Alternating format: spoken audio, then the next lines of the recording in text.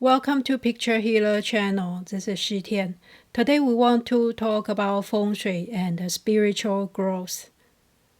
Most of us turn to Feng Shui because we want to have more good luck in career, health, family, and relationship. Beyond all those immediate goals, Feng Shui can be a spiritual practice. We want to talk about some tips that can enhance your spiritual growth. We start with some fundamental ideas of Feng Shui, and then we'll talk about more practical ways you can apply. The number one is that Feng Shui is all about energy. If we can control the environment around us, we have more control of our life. That's why part of Feng Shui is to change around our environment. Add or take out some objects and use certain color or material in certain areas. And about the law of nature, Feng Shui is basically based on Taoism from the ancient Chinese history. We start with the opposite force, the yin and yang, and then we have 5 elements, and then we have Ba Gua, the 8 trigrams, and then we have 64 hexagrams I Ching. By learning all this, we understand the world around us better, and then we can position ourselves better and understand the up and down or the cycle of life, so we don't feel lost or overwhelmed easily. So that's number one. We are part of nature, and we follow the nature, and we learn the energy pattern or the pattern of good luck. The second fundamental tip is that Feng Shui is a practice. It's not something you do it once and be done with it. There's no finish line and there's no shortcut. It is a practice of being mindful in our everyday life. By observing ourselves and the world around us, we can have a different perspective. Feng Shui is the art of manipulating the energy. So we are trying to turn any negative energy into positive, either by rearranging furniture, adding Feng Shui cure, or selecting the right direction and time for your event. When we are being mindful, we pay attention to our own strengths and weakness, and we pay attention to our position at the moment and the direction we are going. So that will help us stay away from any trouble and help us pick the right direction to go. Because Feng Shui is a practice, so your Feng Shui might not be perfect, but that's okay. The important thing is that we learn and grow each day, and we practice being mindful one day at a time. The next few tips are more practical ideas you can apply.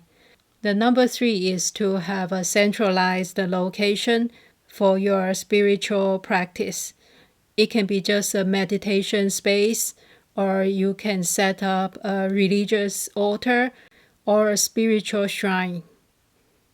And it doesn't really have to be a certain form or a certain size or following any rules. You just need to set up a spot. You can have some peace and quiet. You can pray, you can visualize what you want to achieve. You can listen to your inner voice or communicate with your higher self or a religious spirit. It can contain some spiritual books you like to read or some images, crystals, or flowers. The number 4 is to cherish what you have and take care of what you have in your environment.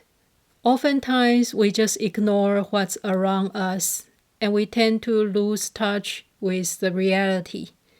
What we need is to start here and now, accept what we have at this time, and really take good care of what we have now, so we can have realistic expectation and we can make the right effort. In a practical sense, that usually means your house, your furniture, your rooms, and all the stuff you own. There is a reason they exist in your space.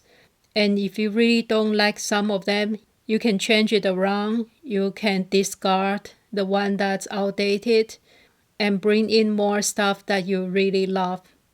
Again, this is related to being mindful and being true to yourself. Tip number 5 is to surround yourself with positive energy. And it can be a beautiful artwork, a furniture, some inspiring images or statues that remind you of your goals and your dreams. Or it can be some type of music or a podcast, some encouraging words, or a nice fragrance.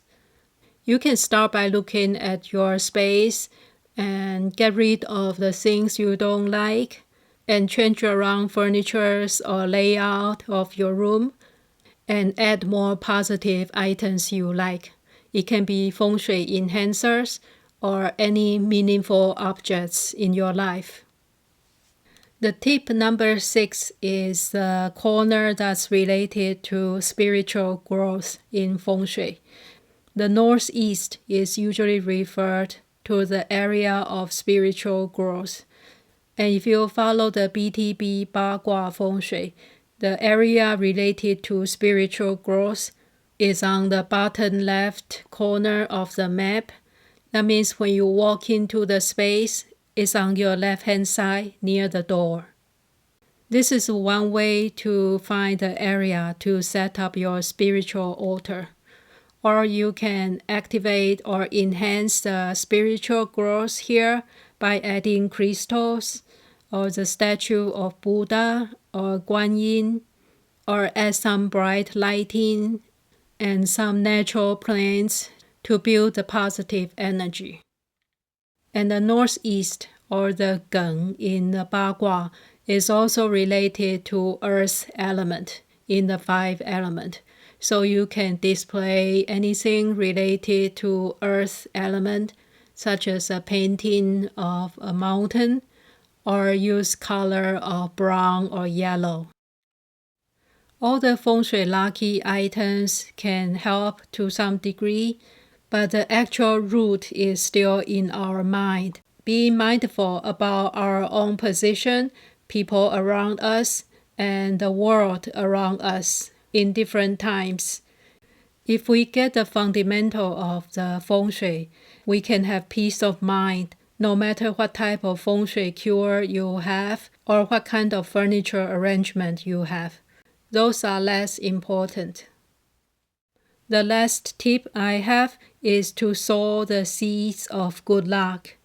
A lot of times we have no control of our environment, no matter how hard you try. When everything fails, there is always the old advice of sharing what you have to other less fortunate people, maybe your money, your time, or your skills, or knowledge. When you give and share what you have, you create good karma. Maybe you don't see it right away, but the good fortune will bounce back to you eventually. And by sharing and giving, you shift your mindset from a victim to someone have control of your life. So that can also switch your fortune around. So that's the 7 tips I have about spiritual growth and Feng Shui.